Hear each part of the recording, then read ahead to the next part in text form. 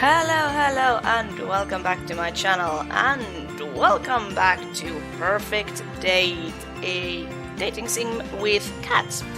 In the previous episode, we met all the cats on the island and got into an accident, I guess.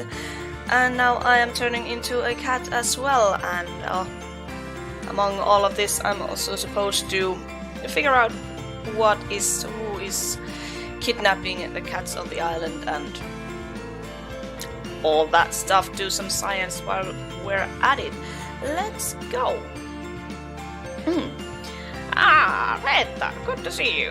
I was beginning to worry. Did you oversleep on your first day? I am terribly sorry, sir. I think the traveling and all the excitement of yesterday. I take punctuality very seriously. He cuts across my apology. Not to worry, it's perfectly understandable. You'll find I'm quite relaxed about most things. As long as you get the work done, I don't mind what hours you keep. Thank you, sir. So, shall we get started? My goodness, what on earth happened to you? He's looking at the scratches all over my hands. Oh, I fell and tried to save myself by grabbing onto a bush. Not a secret drinker, are you, Reetta? Oh, no, sir. I'm a bit of a lightweight, to tell you the truth. Just teasing. We ought to get those hats sorted out, though. They look pretty nasty to me. He goes to the tall metal cabinet in the corner and takes out a bottle and some cotton wool. He begins cleaning and tending to my hands while he talks. For today, I'd like you to help me with a few tasks around the lab to get the hang of things. But from tomorrow, I'll let you make your own choices about how best to carve up your time. Of course, you are primarily here to carry out your job as my research assistant. However, try to make the most of your time on the island. Once your work is complete, we'll be saying goodbye. This is really a once-in-a-lifetime opportunity, so don't waste it all in the lab. Naturally, I need your help around here, but I'd also like you to get your hands dirty with some field work. Make sure you spend your time exploring the island. It's a beautiful place and there's a lot to see. Take the time to get to know the cats. A full understanding of their behavior is crucial to our research. There's plenty to see and do, however, you must be careful not to overwork. Take regular tests, rest and relaxation. We don't want to burn yourself out now, do we? I'll try to get the balance right. That's the spirit. So, there you are. He's done a first-class job on my wounds, and they aren't bothering me nearly as much. I spent the rest of the day with the professor, getting to know how the various pieces of equipment in the lab works, finding out where everything is, and learning some of the basic duties I will be performing routinely. By the end of the day, I am exhausted. I make my way to the tent. I'm about to flop down on my bed when I see a package poking out from underneath it. It is the reports that Kibbles promised to deliver. The cats were right. The previous person barely made a start on producing an antidote. I'm gutted and worried. What if I can't do any better? Will I just turn into a cat? I decide that is not an option and resolve to get going on my own research into tomorrow. My instincts tell me that the cats will be a good starting point. I have a feeling they know a lot more than they're prepared to tell me. I need to gain their trust and see if I can get them to open up a bit. I'm sure I'll make more progress if I focus on one at a time. I'm optimistic that one-to-one sharing will prove fruitful. It is a small glimmer of hope. Tonight I am not fit for anything. I can barely even write my journal before I fall asleep. First morning of waking up on the island. I'm so excited to discover what the day will bring, so I jump straight into lab research. Or maybe it would be wise to start investigating a way to help these cats and find a cure for myself. Perhaps a good starting point would be to get to know the cats a little better on a one-on-one basis.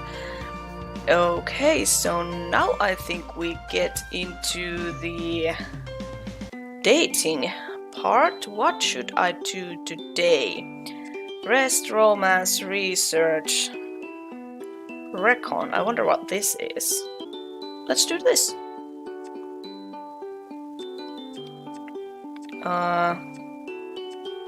Which recon task should I carry out? Stealth mission. How to unlock?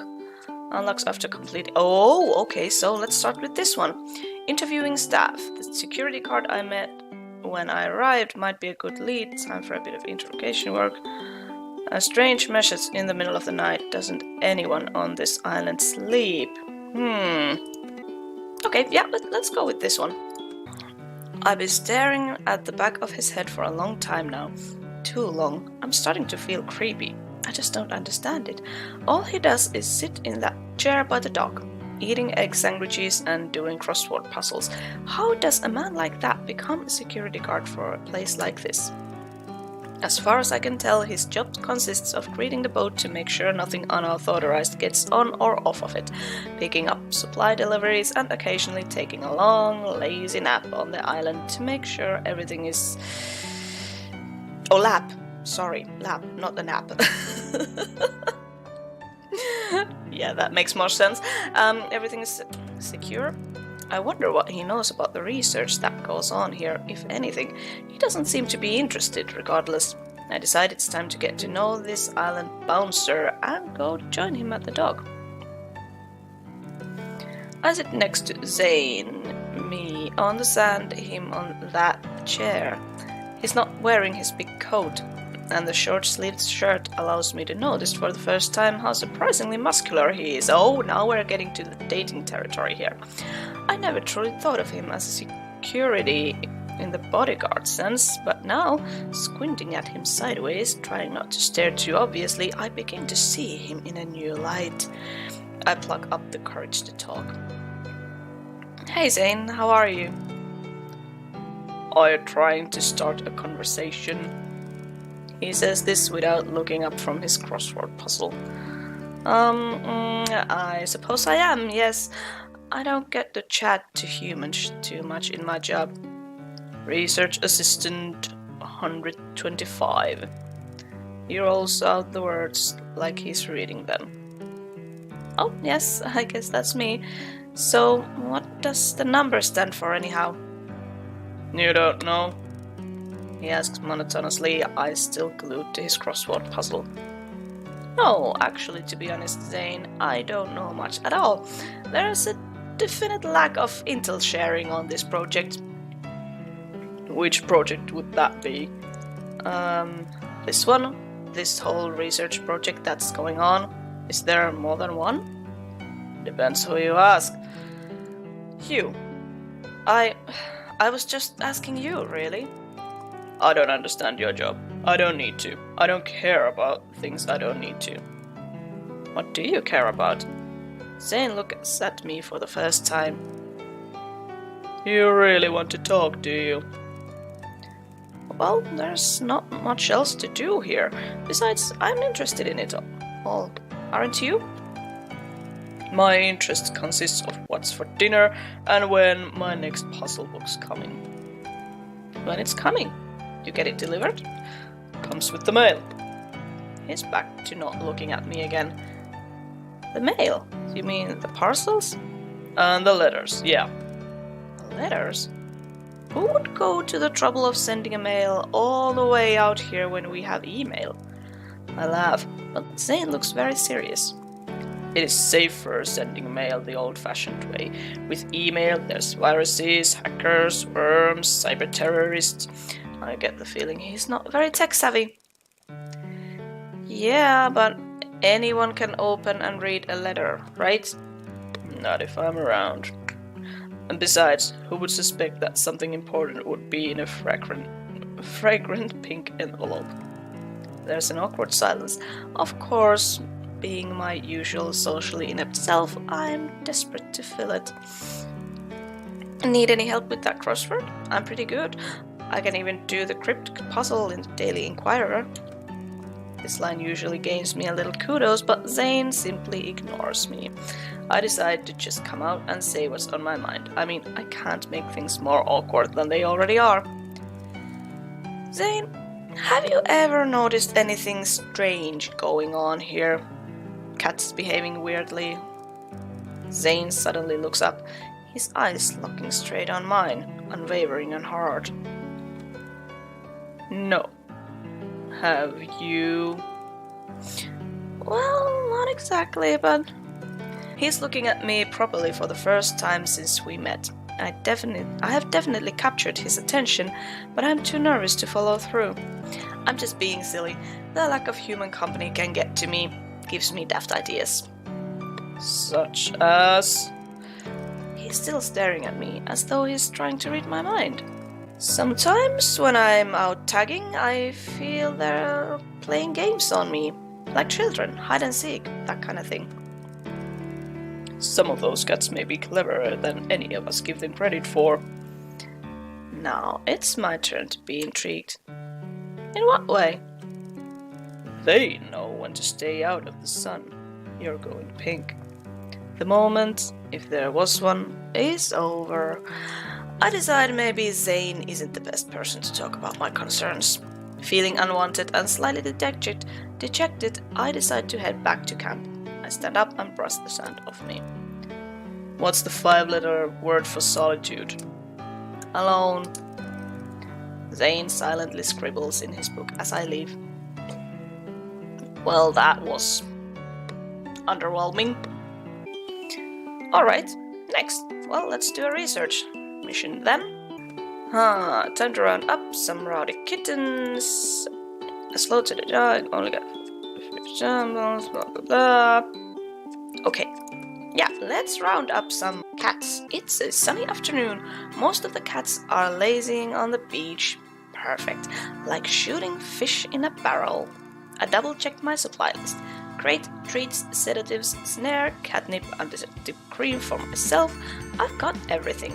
I have a sick feeling in my tummy, but I ignore it as best as I can. This is going to be a challenge, but I'm pleased that Professor is trusting me with more physical tasks. I walk out on the beach, feeling like a child catcher. I keep reminding myself that I'm doing this for the greater good, even if it makes me unpopular with the cats.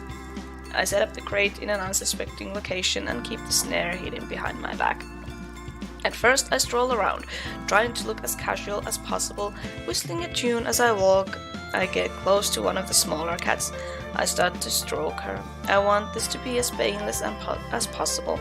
The cat responds well to me. She even starts to purr gently. Are you going to come with me? The cat looks at me with big, quiet, loving eyes. Come on then. I pick up the cat, carry her to the crate and place her gently inside. I lock it shut, even though the cat makes no attempt to escape. Well, that went much better than expected. This may be a good day after all. Emboldened by my success, I approach one of the slightly larger cats. This is going to... I don't know. Somehow...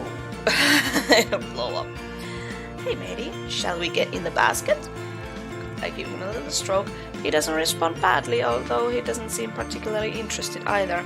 I put my hands on either side of his body, ready to pick him up. He doesn't look happy about it and growls a warning at me.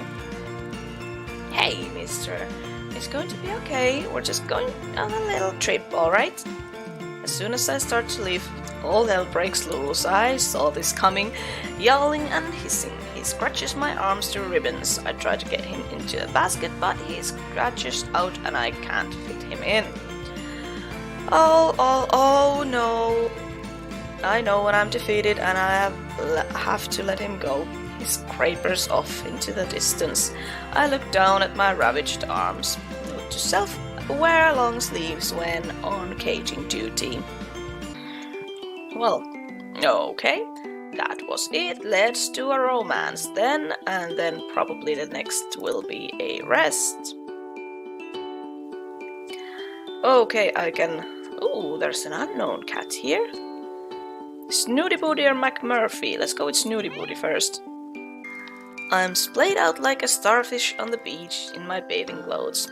It's a swelteringly hot day, as is here today, and I find it hard to concentrate on my work. So here I am. I let the cool sea wash over my feet and legs as I lay back on the sand.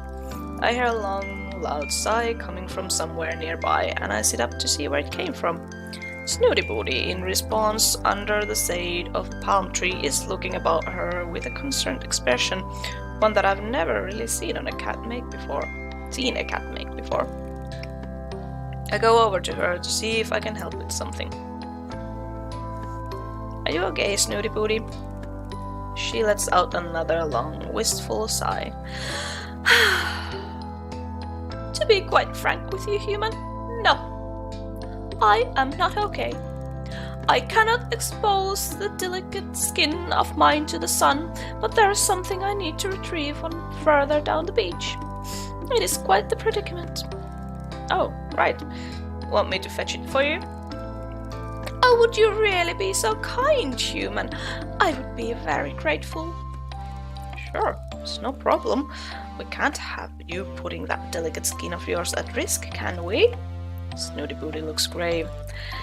Indeed not. Skincare must come above all else, don't you know? One must never expose one's skin to the elements, human. It's really quite aging. One must also never get stressed if one wishes to retain one's youthful aura, which is rather difficult on this frightful island. Oh, I know, believe me. How do you know? Are you stressed? Oh no, that would upset me terribly. Really? That's sweet of you. Of course, you are a precious thing. I do hope you are finding your time here pleasant. Don't worry about me, Snooty Booty. I'm fine. Now, what was it you'd like me to go get for you? Well, before I tell you, I must ask that you don't inform the others of the whereabouts of this particular item. It is very dear to me, and you see, and one of the few luxuries I have all to myself. Of course, that's no problem. I can be discreet when I need to. I do hope so, human.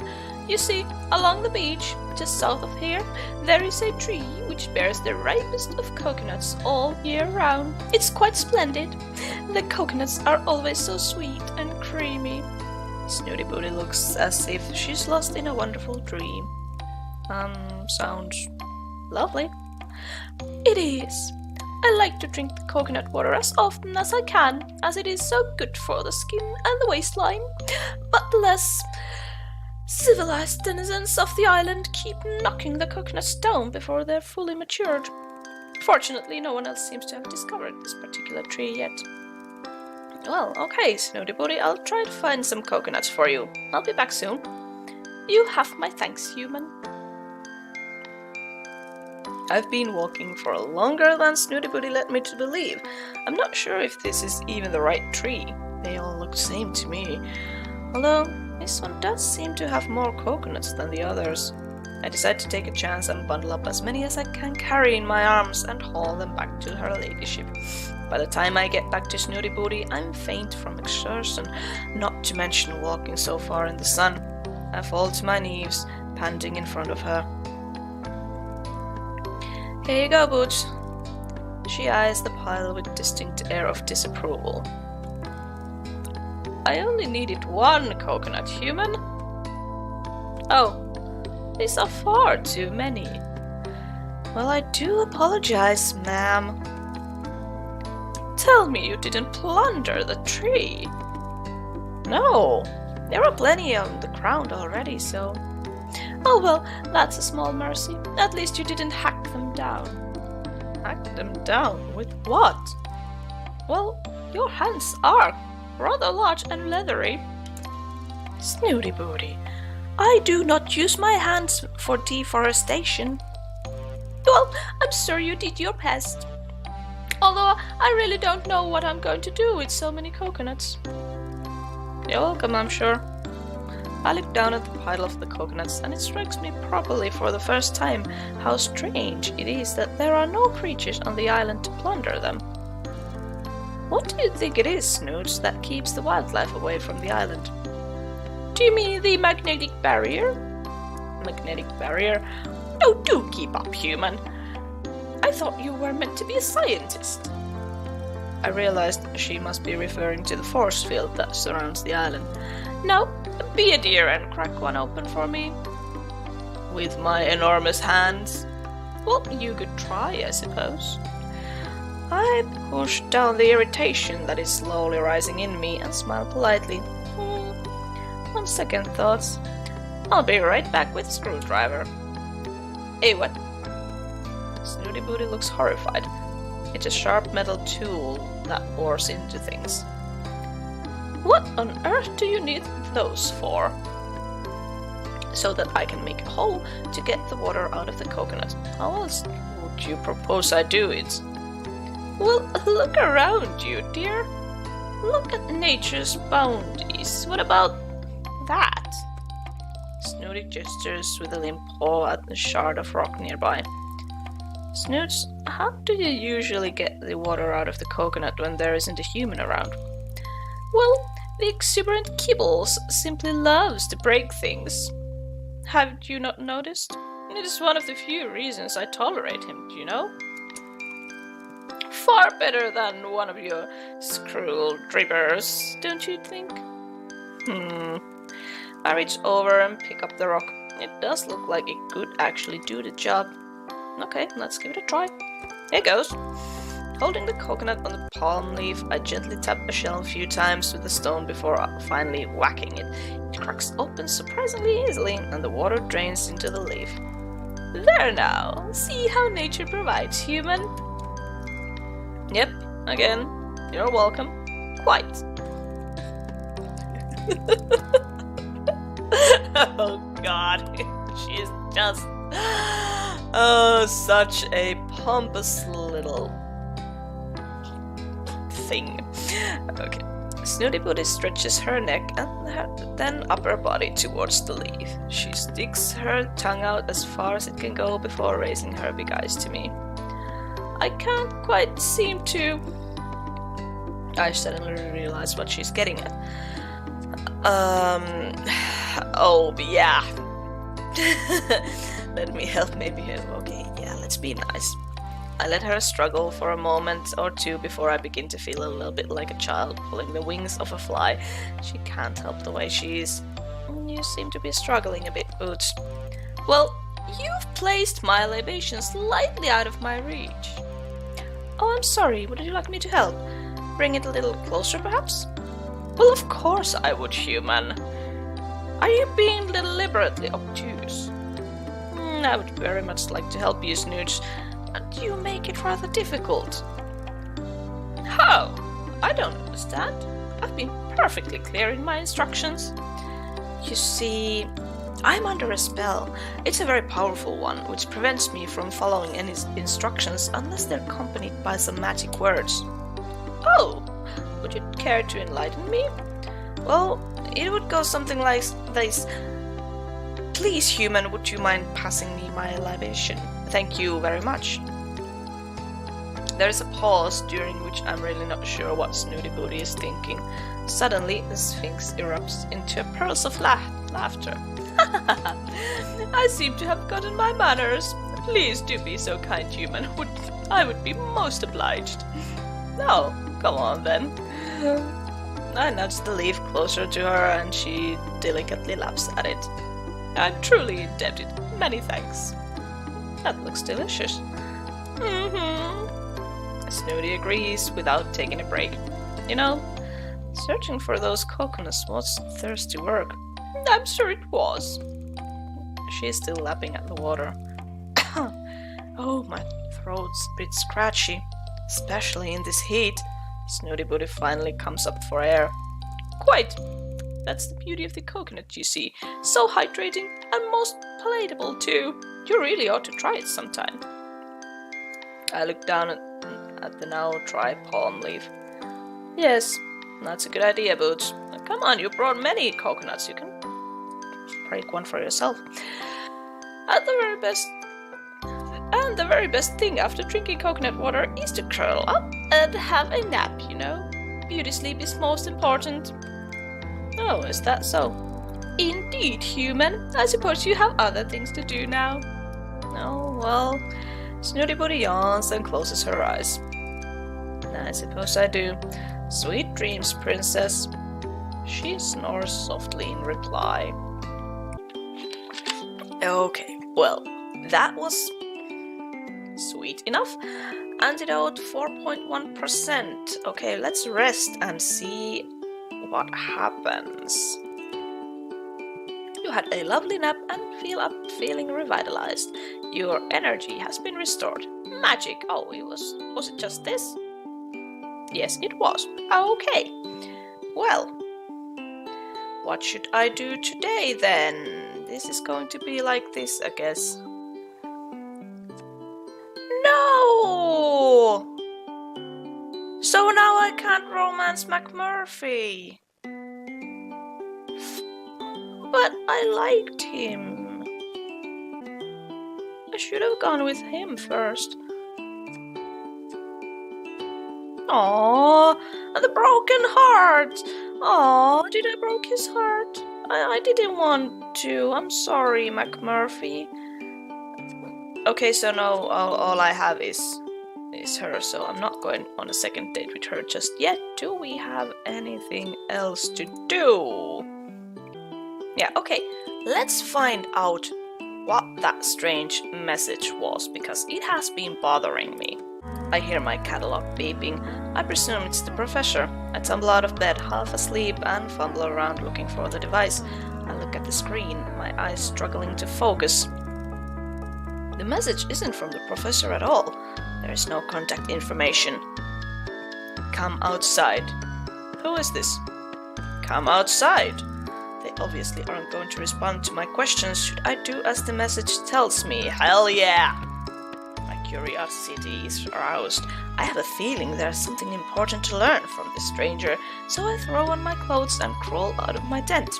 I don't see anything out of the ordinary. Anyone out here? My catalog beeps again. Walk to the edge of the forest. I'm not going any further until you tell me who you are.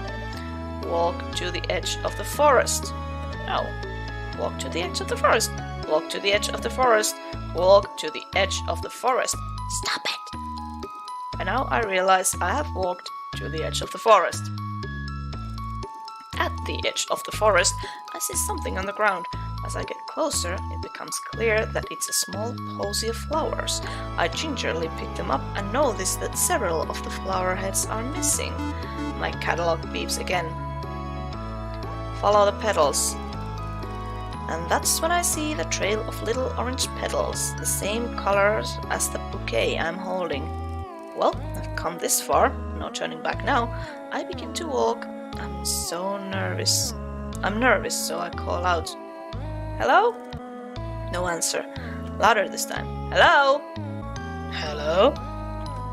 Hello? Who's that? Who goes there? Major, is that you, Fluffybutt? I really wish you wouldn't call me that, human. What on earth were you think you're playing at? Cavorting around the forest in the dead of night, causing a ruckus? Oh, Major, you don't know how pleased I am to see you. I need your help. And this can't wait until civilized hour. I'm afraid it can't. I'm not the one instigating this. I've been getting messages from an anonymous source asking me to follow them into the forest. Look, they've left the trail. Calendula maritima, marigolds, herb of the sun. They're said to represent creativity, though some believe they might be symbols of cruelty and grief. Your knowledge is always so impressive, but I have to say on this occasion it's not very comforting. Fluffybutt goes striding off with purpose. Come along then, Reetta. Are we going to follow this trail or not? I could just imagine him strutting around. Like he imagines being a tiger on a prowl, and instead he's just this fat, fluffy tabby. I shuffle awkwardly behind him. Before the sun comes up, eh? We continue for a short while and notice that the petals are getting more sparse. It's becoming more difficult to see them, until eventually they seem to run out, and we find ourselves at a small clearing.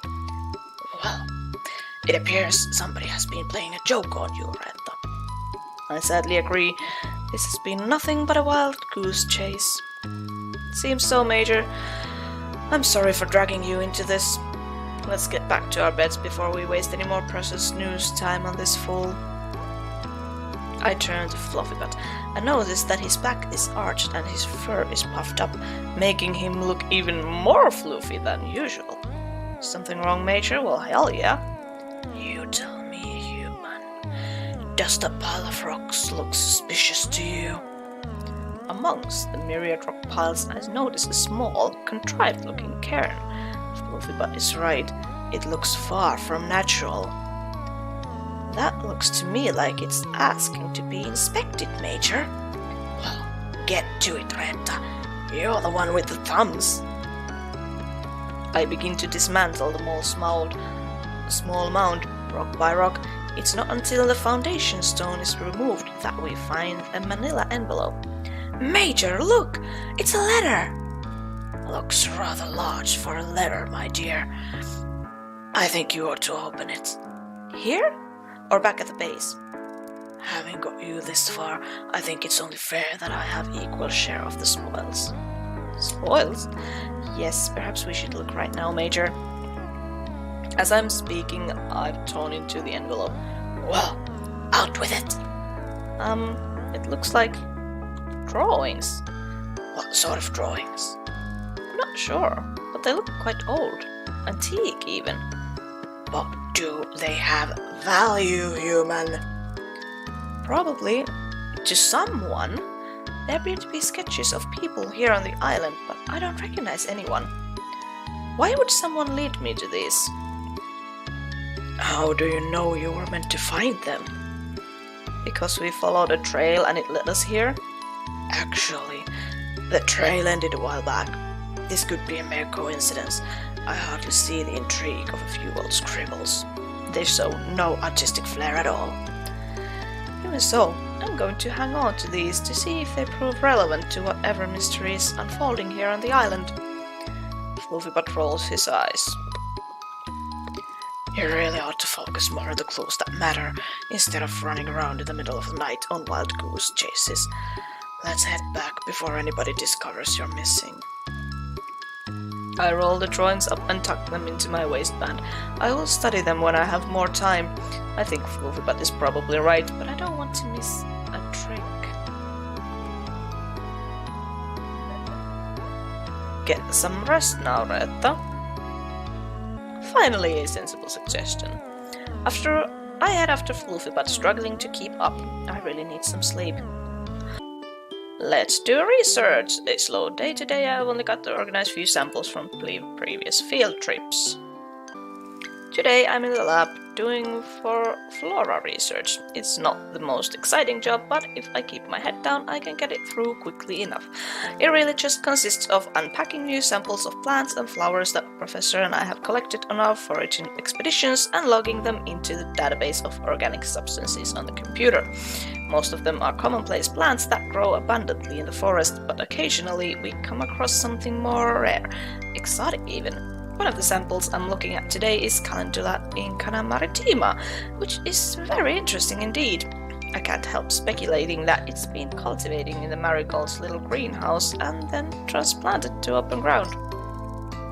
I'm distracted momentarily by the sound of clinking glass, and I turn to see the beautiful manicured paw of a sphynx cat tapping on a beaker, nudging it perilously close to the edge of the counter. Boots, stop that! You're not supposed to be in here. She laughs as though I've told a joke. That's delightfully pretty flower. Calendula maritima, if I'm not mistaken. You never cease to amaze me, Boots. How on earth did you know that? Why, I make it my business to know all about rare and valuable works of art. Art? Why not? It has been created like a sculpture or painting. The marigolds are true artists in the garden. I wondered if they had something to do with this. It is so unusual, even in the natural swampy habitat, but to have it growing here in the forest is very out of the ordinary. Yes, its properties are extraordinary too, human. Well, I'm quite new to botanical science, so I probably don't know the half of it. Why don't you fill me in? Although I'm always happy to felicitate your learning, human. I simply can't stay here a moment longer. The air is so stale. Don't you find? I ignore her sideway glance and upturned nose. Let's go to the beach and drink some coconut water, and I'll tell you everything you need to know. Snoots, I'm not going anywhere until I finish this. Don't be ridiculous. You can tinker about in here any time, but the sun will be gone in an hour or two. I'm not tinkering. This is my job. If I don't get it done, the professor will want to know why. Then explain him that you had better things to do. Snooty Booty, I won't tell you again. If he catches you here, Popple will cage you. Be careful with that flower, human. It doesn't do to inhale that fragrance too deeply. What? I turn to ask why and see her flounce out, knocking the beaker with a swish of her tail as he does. You did that on purpose. But she's gone, leaving me to clear up the broken glass. Okay, fine. Let's go on the second date with Snooty Booty and... yeah, see what happens. Snooty Booty? Snoots? Boots? I've been searching for the Sphynx for what feels like ages. For a cat that never seems to move, she is surprisingly difficult to find. I am answered eventually by an unintelligible murmur coming from the shade of a nearby tree. Of course, she's sleeping. Snooty Booty? I poke at her gently to try and rouse her. I have something for you. A gift, as it happens. Oh, human, it's you. Whatever are you doing up and about at this time? It's midday, Boots. Snooty stares at me uncomprehensively. I have an hour for lunch and I came to spend it with you, but if it's not a convenient time, I could always find something else to do. Wait. You mentioned a gift? Well, yes, I suppose. I had the idea when we were drinking, well, when you were drinking from the coconut I fetched for you the other day. It took some of the remaining coconuts over to the lab and cooked up some coconut oil. Snooty Booty opens her mouth wide. I sit awkwardly staring at her, unsure what exactly she's doing. Well, I'm ready to break my fast, human. It's hard sometimes to know whether to laugh or spit with this spoiled feline. No, Boots, this isn't for eating. You mentioned how good drinking coconut water is for you, so I thought you might like some coconut oil to rub onto your skin to keep you moisturized and youthful. Aren't you terribly clever? But I can't help but blush. Snooty Booty rarely compliments anyone, so I feel honored. You may begin.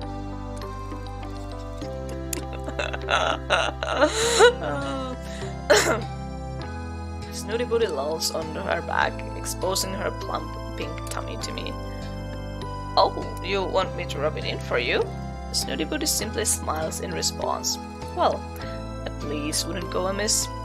Yes, well, I didn't want to make a fuss, but I would prefer if you asked first. Preferred if you asked first. I sigh. There is not much point in arguing with Princess Snooty Booty. I don't think she actually means to be rude. Sometimes she just doesn't seem to understand how to talk to people as equals.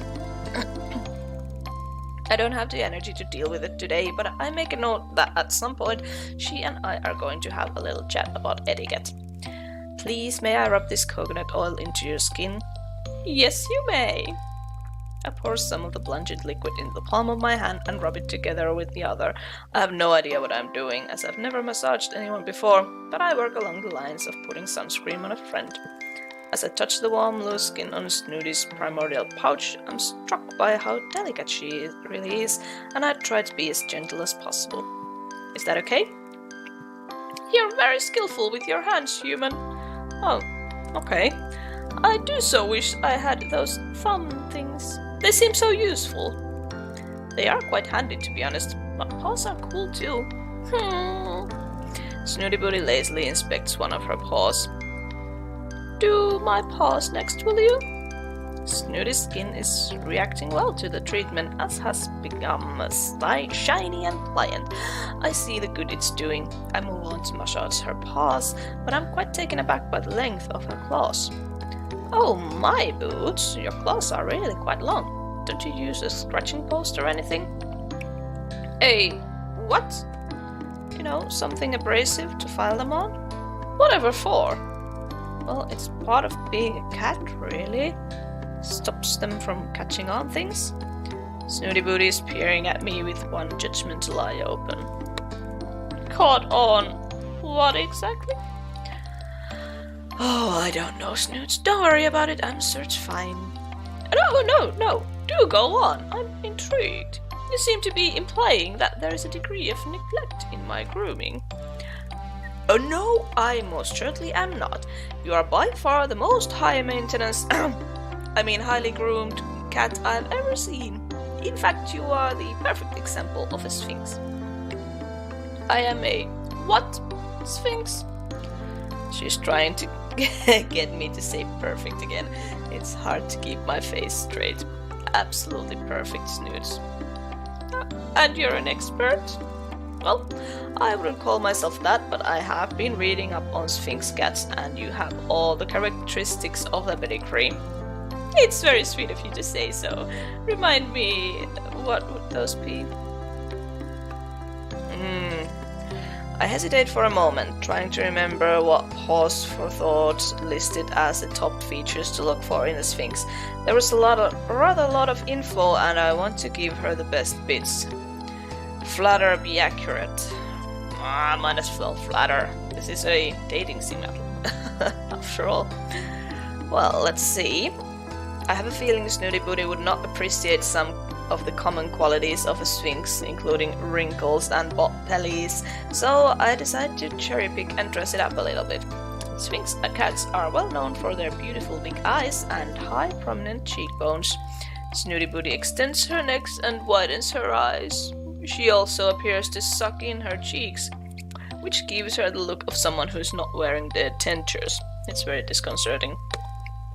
And they have very shapely physique. This isn't strictly true. Sphinxes tend to be quite muscular, but something tells me Snooty Booty wouldn't approve of that description. She has now extended her entire body into what looks like a yoga stretch. I see. Go on. Their skin is soft, buttery. This is sort of true. Because they don't have fur to soak up excess oils, sphynx cats can become quite crazy. It's recommended that they be patted down with a cloth as part of their regular grooming. I'm listening. And they're very regal. Regal? I'm not sure where that came from, but Snooty Booty seems to enjoy it. Well, human, it seems you have a vast and accurate knowledge of my kind. I'm rather impressed with you. I blush. It's not often that she gives out compliments, but when she does, it makes you feel like $1 million. Thank you, Snoots.